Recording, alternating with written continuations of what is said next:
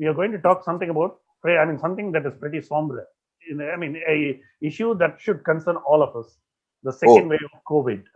Oh, you are sounding serious, man. So I think I'll readjust my face. Okay, let us start again.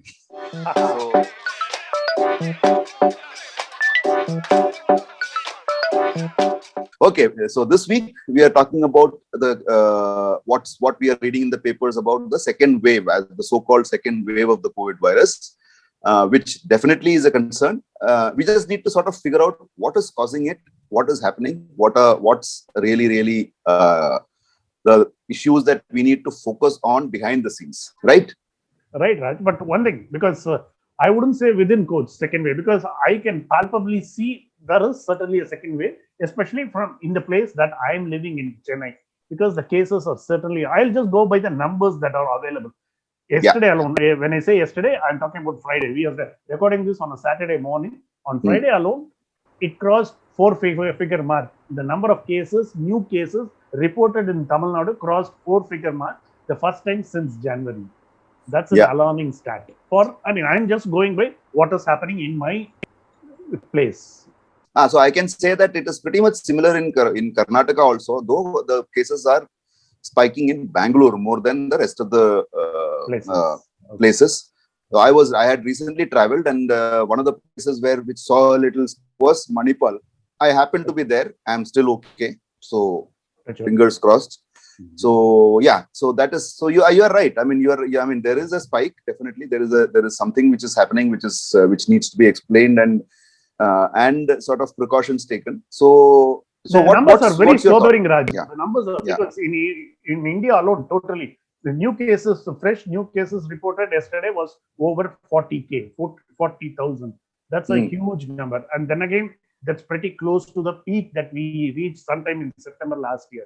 So then again, those numbers they present a picture of, extreme, the public need to be extremely cautious. They should not let their guard down. And that is what has caused us, put us in this situation. Public letting their guard down. Yeah, so that is the key element here. I sort of agree with you. See, the point is that if you look at the crowds in the marketplace, if you look at crowds, I'm only talking big cities here, because smaller cities, I think the impact was lower even in the first round, maybe lower, or it was not tested. There was not enough testing. Either case, the numbers in the big cities were what sort of gave us the enormity of the picture, if I might call it that. So exactly. I think, that makes a lot of sense, because in the cities today, you don't see the norms being adhered to. Let us be very honest about that. So you go to people, you need to tell them, back off, stay a little away. So if you are not careful, I did that myself at multiple places where you are going to a shop, a departmental store. You have guys coming and standing very close to you, and you need to tell them, what, guys, just stay back a little. What's the big hurry? So I think that is one of the areas that we need to sort of bring up on this show. Yeah, exactly. Because when you, as an individual, try to maintain social distancing or continue to wear masks, people look askance at you, because they think you are some kind of, you are exaggerating the situation, you are reading too much into it. That is certainly not the case. There is no room for complacency. The message should go loud and clear, because it's good. Prime Minister Modi himself specifically mentioned this, because he talked about the second wave. He talked about people needing to stay vigilant all through, because if you and I saying will certainly not have much of an impact. Somebody like the CEO of this country saying this will certainly, the message would certainly go out. But unfortunately, what had happened was the very next day, he turned up, he has to, obviously, as the leader of a political party, he turns up at a political meet for election maybe, which, you can't crib about. But there were crowds, and when you have election crowds, you will not have social distancing or other health protocols that need to be adhered to. I think the actions need to speak louder than words, right? See, there is a pandemic fatigue, if I can use that word. People have been confined to their places for the better part of the last year. So there is a certain urge to get out and go out and enjoy, which in principle is acceptable. But when the pandemic has not die down, you need to be on. I mean, you still need to be on your watch. That is where the problem is. See, the government, they are caught on the horns of dilemma because they, at one level, they understand they need to impose restrictions, but another level, because the public themselves are not ready for any kind of restriction. So what do they do? If I know that I need to be safe, I will not only ensure my safety, I'll probably ensure safety of many others also. And that is something which I mean, I don't see. See, I had a scenario where I was actually standing in an ATM and the ATM was not functioning. And I looked out and I called the ATM attendant, the guy who stands outside it, and said, "Can you help?" And this guy sort of literally, he's on my shoulder. I said, and he's not wearing a mask. I said, "Where is your mask?" He's not wearing one. So I'm asking him, "Okay, so now you want to fix it? Let me move out and then you fix it." He said, "No, sir, मेरे को COVID नहीं है." I said, "That's fine. मेरे को तो हो सकता है ना." That he has not thought. See, at the risk of sounding, at the risk of being putting out a stereotype, we as a country are not known for our self-discipline. It is there out there to see on multiple areas, and this COVID is coming to bite back. You are right. Yes. So that is one of the areas. But the problem is, you have a situation where four or five states, actually 5 states are going to elections. So electioneering is bound to increase. One of those states worst affected is Kerala, and Kerala is going to polls. So how do you stop those things? It's impossible. You can't stop electioneering. There is no way you can stop electioneering. And electioneering, election meetings and door-to-door campaigns, they are never going to help the COVID case. They are never going to be of any help. Yeah, so see, so you are caught between the devil and the deep sea, right? I mean, that is exactly what it is. You can't stop electioneering. Then do you need to talk about COVID at all? Then can we keep silent? I don't know. I'm asking the question. See, when you don't have a solution, what is the point of bringing up the problem? That is the way I see it. So and one of the, forget about election, because one of the worst states, not one of the topmost state in the second wave is Maharashtra. And quite clearly, Mumbai and Pune, the two most. See, that is the case, no, Bala. See, I'm sure that you go to Lucknow or a Kanpur, it will be as bad or worse. The point is that, see, I feel it's also a question of data availability, because it is not that people are not suffering or people are not getting the virus attack. It is that people are not suffering. So, or not, rather, they are suffering, but they are not coming into the statistics. My point is that. Yeah, you're right. But talking about UP or Bihar, it's strangely the numbers are not so high.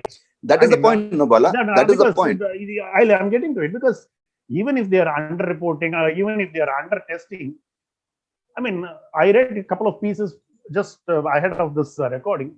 It is not as if the deaths are high. You can't hide too many deaths. You can hide 1 or 2 deaths. If the numbers are going to be that high, you can't hide it. And those are places which cannot hide also. They don't have even that much infrastructure to hide those things also.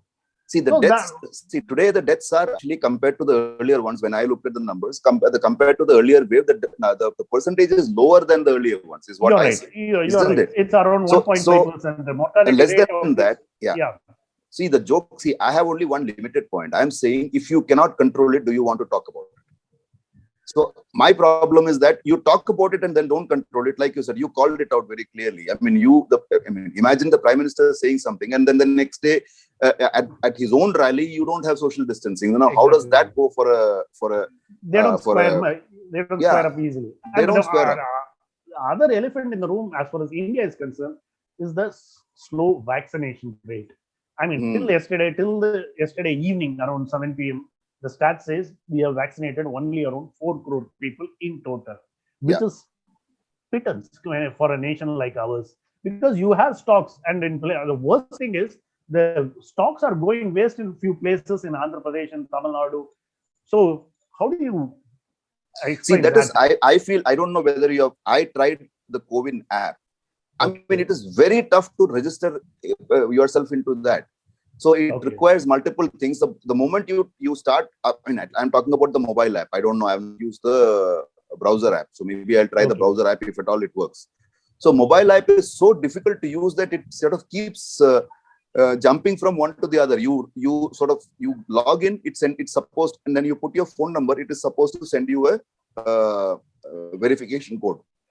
Now, to see the verification code, you need to I'm sorry, you need to move from the screen to another screen. The moment you move and come back, your old screen disappears. That was, that's a bummer. Yeah. So you are again sending an SMS. Yes, So how long will you do that? Do that. I'll just give you example from Tamil Nadu. Tamil Nadu has better healthcare delivery system, and in places like Chennai, it's an urban place, so it will be slightly better than in other rural, where you can straight away walk into any of those local health centers, government health centers, and government health centers are actually good in Tamil Nadu in places like Chennai. And walk in and just give your health details and your Aadhaar or whatever, any of those 12 documents that they accept. They straight away give you vaccination without you having to register in any of those apps or any other site. So this is the point. Yeah, so this is the point. So the government initiative, I know it's a big one. I know India is a large country, but I think the messaging is not what it should be. I think that is where the challenge is. So in Delhi, for example, I've had scenarios, you are right, because I've had scenarios where my people my age, they have been vaccinated in Chennai. In Bangalore, you are in queue because you don't have comorbidities. You are obviously below the cutoff. So what do you do? But and the same thing is happening in Chennai, where Chennai people are getting vaccinated. So no, see, this is the challenge. The good thing about Chennai is they don't look at your age. Anybody above 45, they can get vaccinated. With comorbidities or without comorbidities, they kind of accept you because they want to amp up the numbers, which is pretty good. Yeah, that is the point, Nobala said. That is exactly the point, because that way your vaccine is not going waste also. Exactly. Because the vaccine has a shelf life, right? I'm assuming there is a certain shelf life to the vaccine. And if you are not giving it and people are not coming forward, obviously it's going to go waste. So at least use it on people who are coming forward. Exactly. So that is the point. The percentage increases. Exactly. That is the thing. So I think it is again. The health department in the various states, they need to be much more proactive, because eventually it comes down to health department in the states, and which is kind of falls in the state government's ambit. The respective state government should proactively do something to reach out to the people, because people have certain reservations for whatever reason, one way or the other. But that misgivings should be allayed. See, the other thing also, the misgivings are there. I'm sure there will be people who would say, I don't want to be vaccinated, because government also has said it is your choice. You want to get, there is no compulsion here. But the point is that because there is just too many messages coming around, so it's the Prime Minister's, unfortunately, it is the mixed message that happened. On one hand, you say something, and then on the next day you go and address a rally where there is. So similarly, because of this mixed messaging, see, one hand you say, okay, this segment of people are going to be vaccinated first. So governments take that. So everybody, I don't think there is any level of clarity which will probably get more people into the hospitals. So sitting right here, I really don't know whether I can go to a hospital and sort of just register, and my hospital, the one I go to, and register and get myself a shot. But the fact is, I've been asked to sort of register on CoWIN, and it doesn't allow me to register. So where do I go? This is the complaint. This is the common complaint across places, not just in. Bangalore is one of the better places. See, this comes back to our basic problem: health infrastructure in this country. We don't have health infrastructure to deliver large-scale health programs. Yeah, so which means that. Yeah, which means the health infrastructure is the most unhealthy here. Exactly. I couldn't resist that. You couldn't resist that, and that is the fact also. Yeah, that is what is the problem. See, Britain, it had huge numbers, more numbers than India. Once the vaccination drive kicked in, they managed to kind of bring the numbers drastically down, because they had a health infrastructure. That is where the problem is. See, in places like Tamil Nadu or Kerala, they are better government places when it comes to health delivery. Between others, without saying anything, you can straight away say, when you compare UP or Kerala, obviously in social indices, it's far ahead. So that is where the problem lies. You must have health. We must go on investing in that. So this is an opportunity for the respective state governments, wherever that is. Because health falls under, I keep repeating this point, that falls under the state governments. So they need to to proactively go out and do something to improve the Yeah. So health. I'll tell you where the challenge is, Bala. See, they need to proactively go, but then if the definitions are being set by the central government, see the Fed, this what is it called? I mean there Federal are certain system. subjects, certain topics which Concurrent are central list. and concurrent list. So the concurrent list is what is causing the confusion, is what I feel. Because see, you can set parameters. You say, okay, this is the amount of stuff vaccine we are producing. This is what your state share is going to be from this lot. That is all you need to say. Now let the state figure it out, because each state has a different population mix. It has a different social mix. Everything is very unique. Like you said, I mean, in Kerala, because Kerala is, you don't have big cities. It is one big city. The entire state is a big city. Like, I mean, yeah, from one end to the other, I mean, you keep driving on that road, you don't know when one got over and the other one started. Exactly. So the situation is different there. The by the way, the primary healthcare scenario is different in Kerala. The private health scenario is different in Kerala. So I mean, let them handle the situation, right? I think that is better than you sitting and sort of trying to figure out, okay, oh, see, like I said, no, I mean, it's not clear. You go to the government hospital, they have something else. You go to the private hospital, they take money and give you the vaccine for all you know. Raj, you bring up a very good point, because works differently. COVID vaccination program, entire COVID is highly centralized. That's one of the problems. Highly centralized. The central government is handling it, which is, I mean, at one point it was understandable. Now that the vaccine drive has begun, it needs to be decentralized. The federal governments should step in. I mean, the state government, when you say federal government, the state government should be given much more authority. And unfortunately, in places like Tamil Nadu, which has a very good health delivery system, the problem is the elections, because your corporation officials who were doing the duty as health officials or have to go out and do their duty as election officials also. They need to take up the work of election booth, setting up EVMs. So they are overburdened. And this is not the time to be overburdened.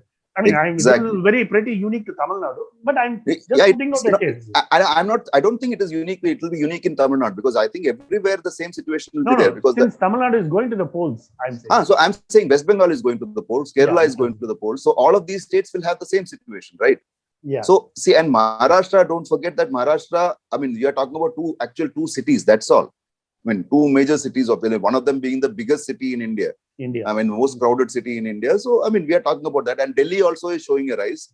But then again, it is, see, Delhi and Mumbai, are what do you call? I mean, you have people coming in and going out. You have a, what population is it called? I mean, you have a population which sort of walks in and walks out. Floating population, yeah. So that is there. So that is one of the aspects there. So, see, the scenario that I see going forward is that the elections, like you said, I mean, you said it right, it needs to happen. I mean, it's part of the democracy. Now, the question is, could there have been any other option to that? Number one. Number two, I mean, look at the US elections. I mean, the game was that, I mean, Biden won because of postal ballots. So was that an option? I don't know. We'll probably bring this up at some other time. Because that will sort of expand this entire discussion into another point, because forget about elections, because that need to happen. But when you have cricket matches happening with a lot of crowds, that kind of sends out a signal that the pandemic has passed. Because when you see crowds and when cricket is watched by millions on TV, they think the situation is kind of normal. So allowing crowds into cricket stadium was a wrong move, Raj. I think so. See, test matches. The fact is that, the fact of the matter is that in India, whatever happens, test matches don't gather a lot of crowds. But to see 50,000 people sitting in the Narendra Modi Stadium in the second ODI on a T20 match, and in a stadium which is huge, they were all occupying one limited segment of the space, if you noticed. So for me, that was quite a message. Weird. I mean, my point is, you are talking about a seating capacity of 130,000, so which basically means that you can, leave two seats vacant between two individuals, unless they are family, of course. I mean, the husband and wife come, they don't need to sit two seats away from each other. But the fact is, you could have done that, right? Yeah, exactly. But when millions watch on TV, crowds thronging, they think the pandemic has passed. But that certainly has not. So, see, the issue, Bala, is very simple. like we said in the beginning, I mean, it is a question of words not matching the actions. I think Exactly. that is where the thing is. I think that we need to call out, because the words are fine. And like you said, Bala, I'll also bring up this factor that we as a nation believe that we are safe. Nothing can happen to us, which is why you see millions of heads on bikes, helmets. So, I mean, if you look at the total number of deaths of COVID over the last 1 year, it is still much lower than the number of accidental deaths. Can you beat that? Much lower. Fact. It's a fact that that we is a cannot fact. run away from. Yeah. So that thing we need to remember. See, when you are a country, discipline is something it needs to be ingrained for the better of people. If a guy thinks that, oh, you know what, I will wear a mask, but I won't wear a helmet, which is what I see in Bangalore all the time.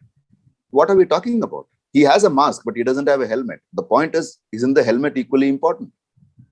You might not die of COVID, but you might die on the road, which is worse. You and I mean, after this program, who watches it will accuse us of being fear mongering or reading too much into it. But even if it is fear mongering, it is better to err on the side of caution rather than exactly. That is the simple message. Yeah. So, I mean, it is like a cricketer saying, you know what, I'm not going to wear my guard because, you know what, I can save my balls. Never. So, I don't think that's a good idea. So, it's as simple as that. We'll wind up, I think. So, the point is very simple. Like, I think that I'll just say this one sentence. We said it before. When I'm safe, I'm also ensuring other people are safe. Exactly. I think that is a responsibility each one of us needs to pick up. I mean, it's not just COVID. We need to pick up that in our lives. I stay safe. In the process, I also ensure other people are safe. Simple. So on that note, I think we'll leave it to you guys. We'll leave it to all of you who's watching, and share your comments and let us know what you think about this. Like Bala said, it was a little bit of a serious episode, not truly in the bits and banter tradition. But then, yeah, I don't think we want to joke about something like this, because it involves life and death. Because so thanks for watching. It has to go out. That is the point. You are right. Yes. So thanks for watching, and share your comments with us and let us know in case you want us to discuss some topics. We have had some people writing into us, so we will come back with some of those topics that you want us to discuss. So thanks a lot. So keep it going, and we'll see you next week with another episode of Tweak the Week. Till then, stay safe. Like us, you know that we are also there on Spotify and Apple podcast. So, I mean, if you don't like our faces, you can always go and watch those. Hear those. We do that often. So, thanks, Bala. Thanks for being on the show, and thanks for bringing this key topic up. So, see you soon. Bye bye.